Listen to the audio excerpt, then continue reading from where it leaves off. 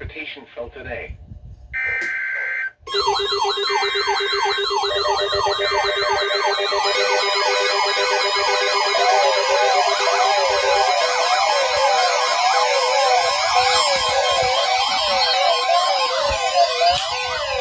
National Weather Service in Wilmington has issued a flash flood warning for central Champaign County until 8:15 p.m.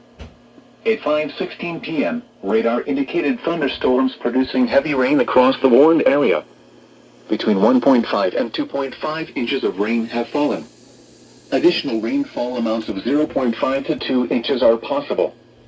Flash flooding is ongoing or expected to begin shortly. Hazard: flash flooding caused by thunderstorms. Source: radar. Impact: flash flooding of small creeks and streams, urban areas, highways, streets and underpasses, as well as other poor drainage and low-lying areas. Some locations that may experience flash flooding include Urbana, Westville, Lippincott and Terre Haute. Turn around. Don't drown when encountering flooded roads. Most flood deaths occur in vehicles. To report flash flooding, go to our website at weather.gov/ILN and submit your report via social media when you can do so safely.